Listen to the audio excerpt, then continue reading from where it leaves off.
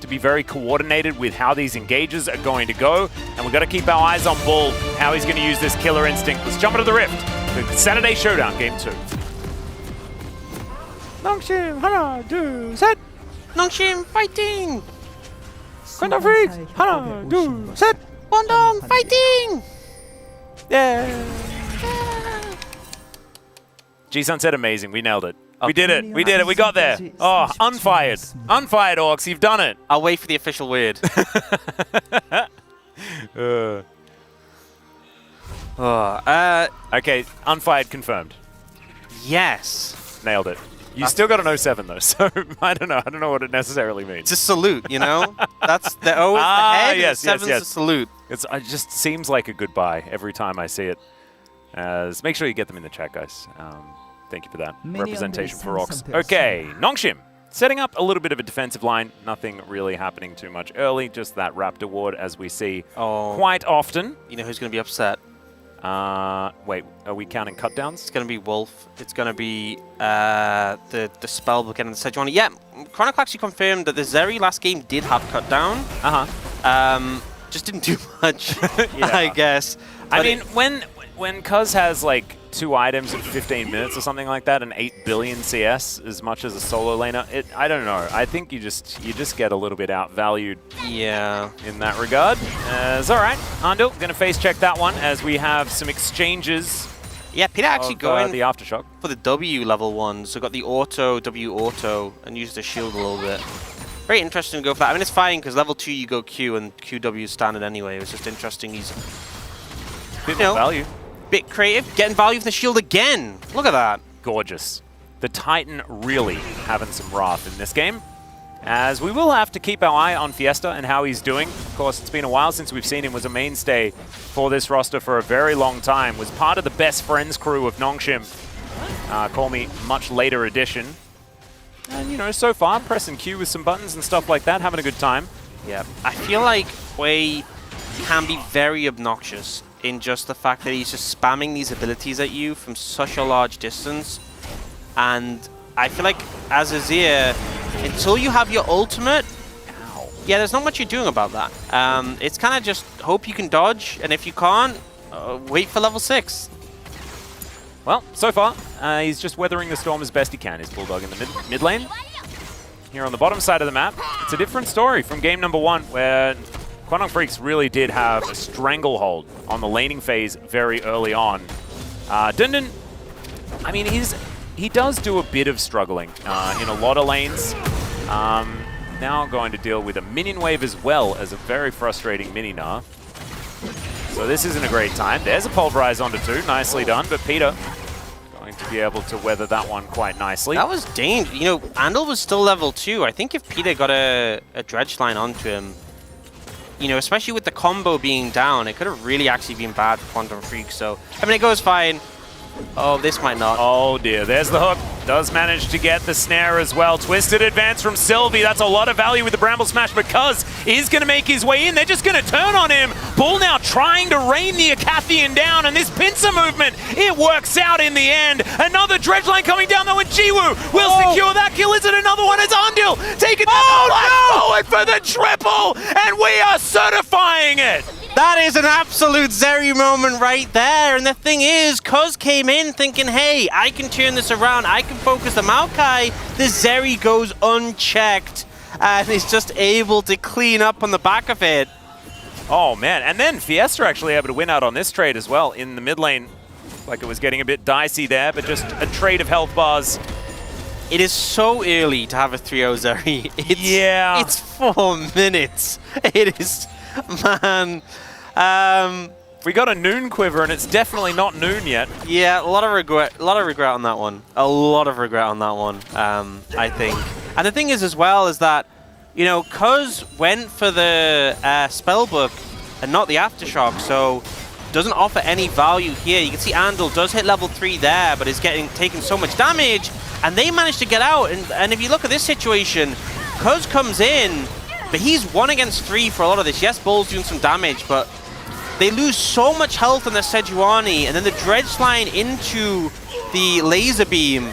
and then just to clean it up. I feel like it's one of these situations where you're like, hey, I can kill this target, but you don't think about the ramifications, the consequences. Yeah. And I also think, I'm going to be honest, if Cuz had Aftershock, he would have taken a lot less damage.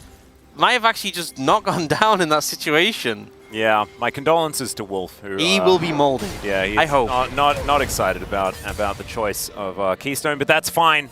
We'll see whether Cuz can make up for it. Here's where the value is, because now he's down Flash. Oh. He'll switch it for something, we you know? have Ghost Sejuani. Yeah. Love that. Okay, Emperor's Divide going to deliver away 2 sets Sejuani, but he's going to Flash, so he will live. Still, Ahoy without Flash in a lane against an Azir is bad news. Yeah, we did hit the level 6 point where Azir finally gets to do things. Speaking of doing things, Sylvie is trying to kill this Gromp. Yep. Peter is moving on over. Not going to be able to get that one. Arndil going to collect himself the Gromp. Nongshim, notoriously a team who has a bit of beef with the Gromp. You know, you'll remember the That's true. Gromp incident, so... I do like, as a team, they try to get around and punish all of the Gromps after that, you know? It definitely feels like it's bordering on an obsession at this point. No, it's understandable, though. He really did struggle. Yeah, and now... Oh, no, Cuz. Yeah, okay, there's a hook. It's on to... Peter is a god today, as Bulldog's going to have to get out of there. He's still burning down the Dragon, also angry. And Nongshim think that they may have found the 3. Voidseeker, not actually going to find anything there. So should be the Dragon as the prize for Nongshim. And they look revved up. They look like this loss in game number 1 has only given them power. I mean, this is a difference as well. Like, previous game, the Rakan really felt ineffective up against the Maokai, but you put Peter on a pick where he's the one dictating the plays, and they're really good target switching, able to not only get Bulldog's Flash, but got him so low he's just forced out the fight. And you know what's the really tragic thing? Cuz didn't get to make use of his Ignite. Oh, no! You know... Oh, it's a disaster. What a shame. He still may have an opportunity. He just needs to gank a lane, set someone on fire, and then change it to something else that's cool. Yeah. And then we'll see whether we can level up that value. Wow, that's a very early first item for Zeri. Yeah, and the fact that it's Static Shiv as well, an accelerated Static Shiv I feel like is worse than a lot of other items, because it just means you're sitting under your turret against a Zeri. Yeah. And that's not how it's supposed to work. It also means even if you try and make a play against a Zeri, like let's say Nongshim move topside, like hey, let's gank the Zeri. Oh no, the wave's gone. Yeah. Well, let's stack a wave. Oh, guess we can't do that. Yeah. It's just a little bit unfair. It's also thematically very fitting with Zeri, you know? All right, because she does do Zappy Zap. So it's like she's just got her ultimate forever. Yeah, it's like a lore boost, you know? I'm pretty sure that exists. I do feel like, what if there were items that gave you more stats if they were lore relevant? As Sway is dead. The Ignite! The value! And Fiesta is going to go down. I think he was dead anyway, but he was still lit on fire, and that was Cuz that did that. That's the value, you know, and now has his flashback. Wow. Spellbook. And he's also still really far ahead in farm. He has still been farming up a Storm this game. Yeah. Bit of a power clearer. A monster on this Sejuani. But I think it's time to go back to your point about the lore buff items. Yeah, would it just be way too strong, you know? It'd probably be too strong, and it'd also really limit builds, but I feel like it'd be cool for the first patch. Yeah. We did it. People were like, oh, look at this! You know, I bought... I'm trying to think of Shreema item. I can't think of any Shreema items. I don't even know. Yeah. They used to have the little coin. That was Shreema, right? That was a bit Shreemery. I'm really bad at this. Well, what about, like, if Misfortune built Collector, for example? Okay. It's like the same looking gun thing. Yeah, and that's like, perfect. It gave her a bit of an extra thingy. The execute's doubled to 10%. Oh. You know? When she ults, let's say, because that sounds a bit more balanced. Yeah, that also doesn't sound very balanced at all. It doesn't sound balanced at all, but it sounds more if we limit it just to the... Or maybe it'd be even cooler if, like... Okay, we're going to have a look at this one more time. It was exactly the same thing that happened this time with added Ignite for that extra and spicy flavor. the flash. Yeah. So nicely executed there by Quantum Freaks, making sure they come back and capitalize on the lack of flash. Peter, very patient. Is this Nautilus? Is Cuz wants to be able to take this one down, but knows that they do have a man disadvantage. And so not going to be the quintuple bubs or the hexabubs. No, it's just the quadra. as Nongshim do manage to get a couple themselves. The little Void Bub's going to be spawned, apart from the Herald, I guess. But yeah, I mean, gold's pretty even, but I'm still just so nervous about this Zeri. Yeah. But then again, we had a strong Zeri last game, and it didn't have too much impact. But I think the job is a lot easier this time around of what Jiwoo needs to do. He's now back towards his top side, trying to push in Swave once again. They don't have all of the bugs this time around, though, like they did in the first game. So the amount of plates that this Zeri's going to get... This feels like a consistent be a little bit thing less. where Quantum Freaks leave Bull in a lane against a very tanky champion who just kind of really doesn't care to be against an AD carry. He's just like, you know what? Try and auto me. Let's see how it goes. He is Cassante, and he is Dundun at the same time. That's a wombo combo. Goes back home. Not able to build too many items just yet, but wanting to get that reset, head back towards that top lane once again. I'm really concerned as well, because it's Cloud Chemtech. Oh. It can't be an Ocean Soul. Oh dear. There's no way it's going to do it again. I feel like we haven't had, like, Infernal for ages. It's just been a really long time since Which is so sad, because it's the funnest map, it by is. far. Yeah, the little cinders. Yeah. It is super good. Maybe we'll get it. Maybe we'll get our wish. I feel like Infernal most often happens with Cloud and Mountain. Someone should actually check the stats. Someone should actually like look up what are the stats, like what dragon orientations are most common, what souls are most common, how common are we getting Chemtech depending on like whether I'm on desk or casting or not there. You know, there's definitely something there. You do definitely bring the Chemtechs. It is very true. Yeah. We know that you don't want to, so we don't blame you for it. Well, I do. It's like they're spiting me, honestly. Yeah, yeah. At least we're not getting a Chemtech soul this time. You know, I'm really okay with that. But both teams are looking to set up. I think maybe the prospect of a non-Chemtech soul has them excited, you know? It's very true. And then it will be an ocean, won't it? It's just probably how That's it's just the way it is. That's how it's going to go. We'll probably find out pretty soon, because you can see this Drake going down very, very quickly. Peter and Fiesta just trying to keep them at bay. Arndil taking a bit of damage. There's the Nature's Grasp. Glacial Prison does come down. Obviously, it's an Ocean Soul, but let's not focus on that as Arndil taking a fair bit of damage, but not that much, because, of course, the Unbreakable Will was there. Peter needs to try and find a way over this wall as Jiwoo is ulted. Arndil gets a nice pulverize onto Fiesta, but now he's running away, and he's just dead. And now it's Zeri time. The man advantage is going to be there. He's not hit by the Emperor's Divide this time, and it's a double. He's 5-0! Oh, my lord. Yeah, I mean, the target selection was very creative from Arndil there, trying to get an angle in, reading the flash from Jiwoo, but at the end of the day, a lot was expended, and Zeri wasn't dealt with, and Jiwoo just cleans up, and is now such a problem. He was already such a problem. What's more than a problem? I don't know. Catastrophe. Yeah, it's not feeling very solvable either. Isn't a problem generally solvable? Usually. Yeah. This doesn't feel solvable. No, it doesn't. And the thing is, the Ocean Soul as well, even though it is definitely one of the less impactful souls, there is a lot of tanky members on Nongshim who will get a lot of value out of it. We'll see the replay here. So Nongshim get the dragon low enough that they're like, okay, let's commit for this. We'll throw the Malkail to disengage. A lot of damage focus on Peter, but he manages to kind of survive through it. And then here, we see the flash play from Sylvie looking for Bull, which Bull does manage to cleanse out of. And Arndil goes for this really creative like headbutt flash Q that catches out Fiesta, but the problem is there's no follow-up. Right, Bull is out the fight completely, and Bulldog can't get close enough, so despite the fact that it was like a creative play, it was cool to see, but wait, it meant nothing. Wasn't it setting up for Bull? He did have Killer Instinct, right? I mean, he did. Maybe that was like the thought process of Arndil, and Bull was like, nah, man. Nah, bro, you good. That's on you. I would like to know what the comms were in that particular moment. Yeah. Because it might have been a kill onto Fiesta, but then I think maybe they all just died at you. Sometimes you do see those windows, yeah. You know, and it's like, it's one of these ones where it's especially when you don't have like, when you're not the most experienced player. Did Fiesta just ult randomly in a line for no reason? Maybe.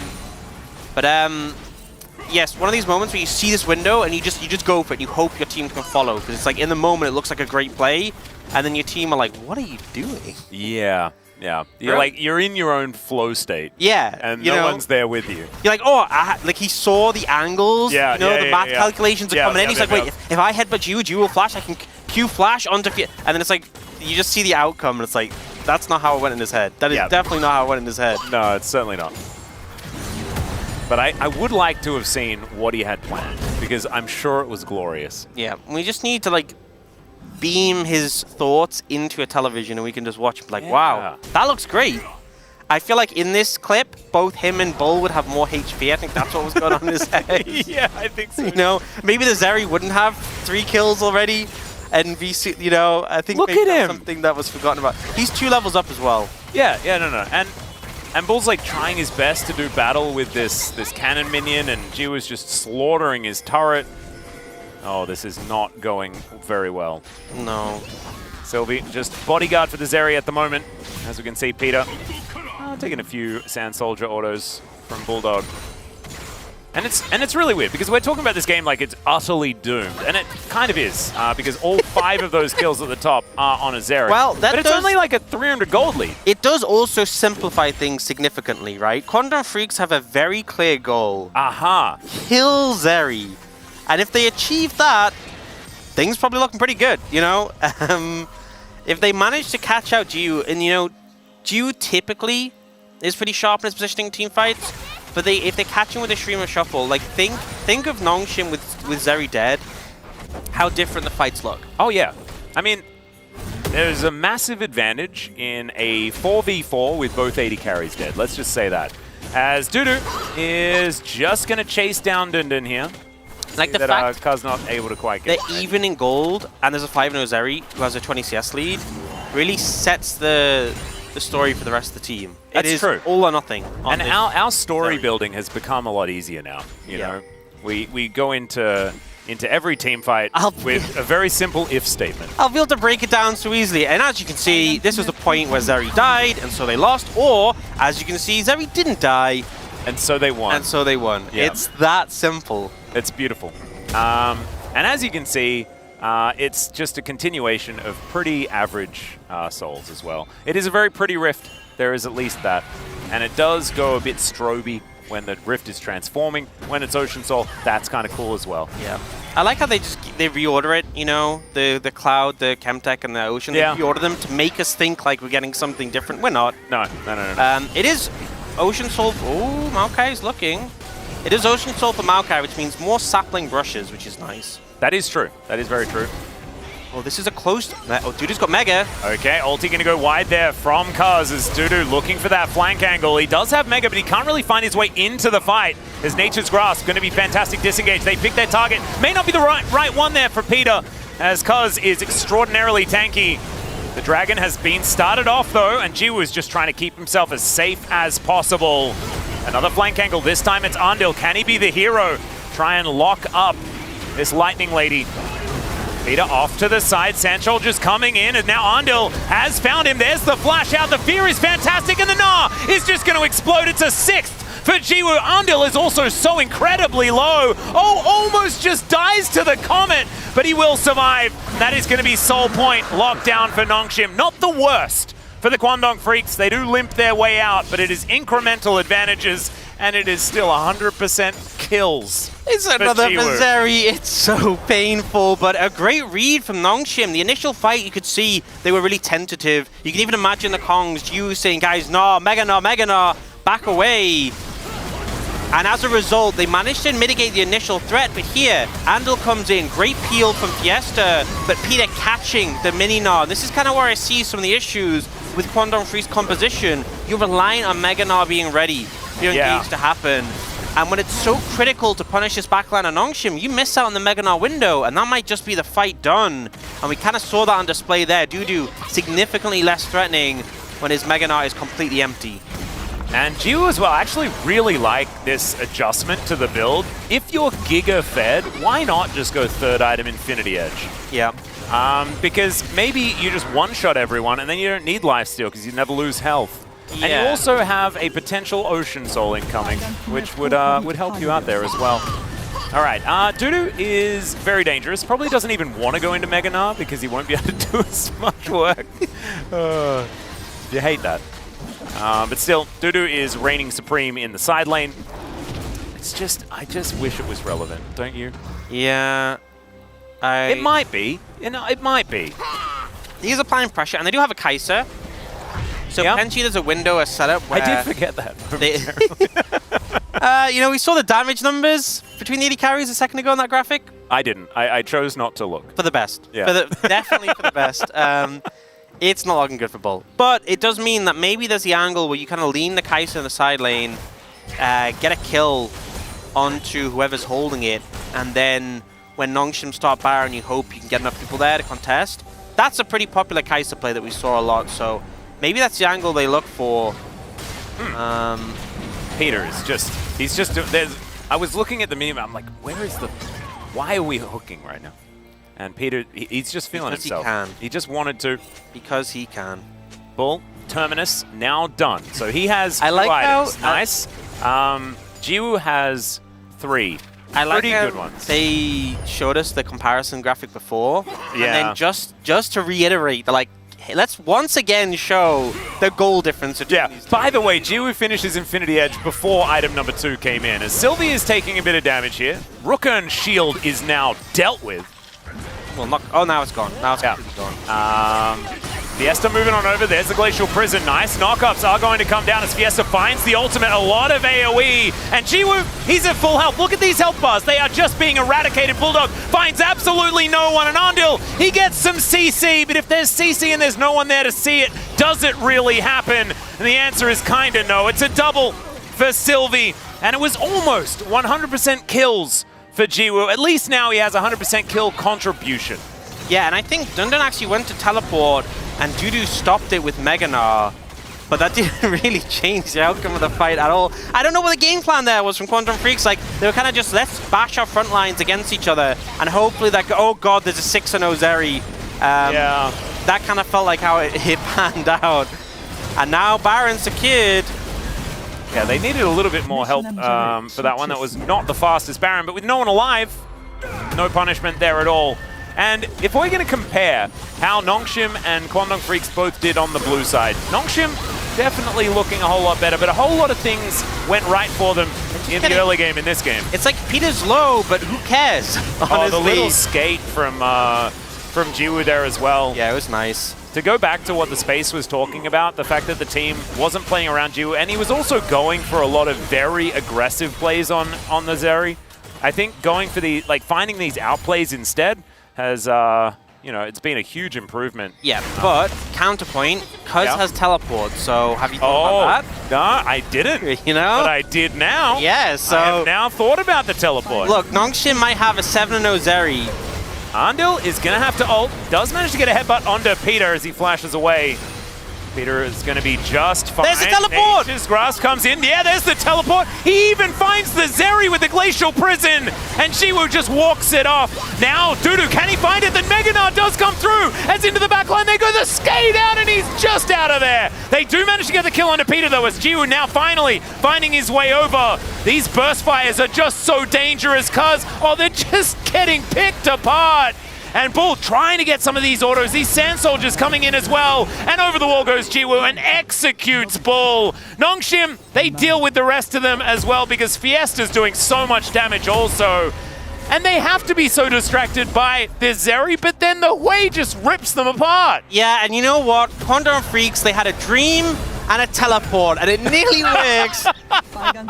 But it all comes back to the teleport. It nearly worked, it actually nearly did, but they weren't able to pin down Jiwoo. That skate away made all the difference, and there was this constant nervousness, like, oh god, where's the Zeri? What's the Zeri doing? Maybe should have focused a bit more on the Hui, and unfortunately, it didn't pan out. But we saw the logic. We saw what it could have been. Nah from Dudu as well. It was almost so close to being one of those huge moments. Let's have a look at it one more time because I swear that was almost the game-winning play. Yeah, I mean, this was such a good comeback play. The double teleport, and I just love Cuz. It's just immediately like, okay, I'm rooted. I am killing Jiwoo. Gets the ult, gets the cleanse. And then we actually see Dudu has Meganar stacked up. Bull looks for the angle in. After the flash, it's so close. Yeah, the flash just So good. And then Panta Bull padasok. also It's landed the overall Void like Seeker in this Yeah. moment onto Jiwoo. You know, if they went so far behind, they probably win that. What is... That's a... That's a Dundun play. That's some Dundun. I think as well, you look at all the scores, like... Dundun probably does... It's like he's just been so focused He's been on top playing a lane. very different game. Yeah, he's like, everyone else is getting loads of kills. He's like, oh... He's probably talking to his team. He's like, oh, the game state's not looking very good, guys. Guys, I'm 0-1-1. I'm not sure I can really hold... He's Yeah. presses tab for the first time. Oh, Oh, okay. that's sick. Oh, no, I guess we're winning. We're the ones winning. It's perfect. I like how his only attempt to join as well, he got stopped by the Mega. And the thing is, the Gnar can only stop you TPing if he's Mega. So in that one specific instance... He waits for the Mega Gnar to be there. It's just an excuse. It's just like, his team are like, you need to TP this time. It's like, yes! Oh no, I got stopped by the Mega Gnar. Nothing I can do. Back to farming side lanes. And we're going to have a look at this one more time. Dundun just, yeah, it was... They thought they had control of this part of the jungle, and they sort of did. But you know, it's a good play from Quantum. I think when you're this far behind, you do feel desperate, and these sort of plays are the ones you need to go for, where you just pick off someone by themselves. It doesn't make that much of a difference, but you have to incrementally build back advantages out of that. Yep. They're not giving up yet. By the way, I love the Maw of Malmortius for Jiwoo as well. Yeah. Because it means that if they do manage to get through a portion of his health bar, they've got Ocean Soul, and he will get that lifeline. And for a Zeri, I feel like it is just absurd the amount of value that you could potentially get out of that. Yeah, I mean, I don't know. I feel like you could maybe go on Shield Bow as well. Like, there is magic damage on Quantum Freaks, but there's also like the Gnar, and the Kai'Sa isn't all magic, you know, so... It's definitely... Yeah. I like the defensive itemization. I'm not sure if Maw was necessarily 100% the right one, but I do think the right call is like, I do enough damage. Yeah. Why don't I go a little bit defensive? Well, yeah, and there's also the argument that, you know, just build items. Items are generally good on Zeri. I would... If someone asked me to predict on the outcome of a game, and one of them, Zeri has more items, and the other one, Zeri has less, probably the one where Zeri has more items is usually... Yeah, that's normally the better. Yeah. Well, Quantum Freaks, they are waiting in a brush. Sylvie can just find them. And sometimes little kittens that you can throw around. Going to help out with that. Supercharger done. Going to be used there for Bull to get himself out of the way of the Extendo Beam. Man, thinking back, remembering just how completely broken the Extendo Beam was. Yeah. When Zeri was a Poke champion. Doesn't hit quite a... You know, you see it, and it still gives you that apprehension. You Yeah, right. Like, oh, is it going to do 1,000 damage? No. Not this time. Not quite, thankfully. But yeah, I mean, as well, having the Ocean Soul now, I mean, it's so... You never win front to back. You never win if you're just hitting the front line. There's no way in which that goes well for Quantum Freaks. So, and the problem is now, you look at a situation where Fiesta and Jiwoo have all sums available. And there's also the Banshee's Veil on the Hui. And as you said before, the Maw, it is becoming bordering on impossible. Maybe Jiwoo should have built Edge of Night just to make it completely impossible to kill him. That would be... It would have been very funny. obnoxious. I don't think that it would have been very good as far as itemization is concerned. But it would have been more items than not having it, so yeah, fine. that is very true. Does go back to your rule. As the Sun Disc not going to last too long here. Void Seeker going to be avoided as Nongshim now just moving minion waves closer and closer. They haven't really made very much ground. Of course, it's 8,000 gold the lead. They're waiting for this Baron opportunity as Cuz has found Dundun. But it's just, it feels so tough. Yeah, honestly, I think Ocean Soul. I think they could just turn on the Baron. The Ocean Soul is going to keep them healthy on it, and they can start a fight on that. Don't wait for the Elder. Well, now Dudu doesn't have the Mega anymore. Andil was looking for a wraparound, but there's so much vision. They know he's there. Jiwoo can just slide over and won't go for it, though. Gets spotted out as the Extendo Beam just to tell him that they know what's going on here. Oh, this is going to be a fight. Yeah, Sylvie going to get exhausted as Cuz is going to switch over to Smite because he really did want to have that, and I don't mind it. Hook not really going to get too much value as they do avoid all of these Void Seekers. Okay, Dudu, oh, just barely not going to be found. So Sylvie gets 0 value out of this Nature's Grasp. You can feel the tension, though, and I'm going to say, I think switching the exhaust for the Smite absolutely the right play. You know, I saw the exhaust come on the Maokai. I'm like, is that what you want to do? Yeah, yes, it is. You were thinking, you know, exhaust over smite, but what about heal over flash? Yeah, I mean, why not? Yeah. And you can see, with 20 seconds to go, Quantum Freaks are moving over to set up the Elder Dragon. Baron is just gone. And the thing is, you know, Nongshim going to fight over the Elder. Your only benefit really getting from the Baron is the gold and the extra stats, which isn't something you want to obviously ignore. It's definitely an advantage, but right now it is going to become focused on this Elder, and Quantum Freaks are there first, so yeah, a little edge in a game where they have really not had any. And the Zeri, a little bit far away from this at the moment as well, as Andil does get into a good position. Now Jiwoo going to chase after them. It's going to be secured by Nongshim. Kuz is often very good at these, but not this time around. Is this the flash in from Jiwoo? Andil trying to get into that backline. This time Bull's there for the follow-up, but he's going to be eradicated. The Dragon gets angry. It's a double for this giga-fed Zeri. And this game, ladies and gentlemen, is not going to go on for very much longer. Nongshim will just push up with Exodia in hand. I thought they already had Exodia with a Zeri this fed, but I guess they're going to need all of those buffs and stuff as well.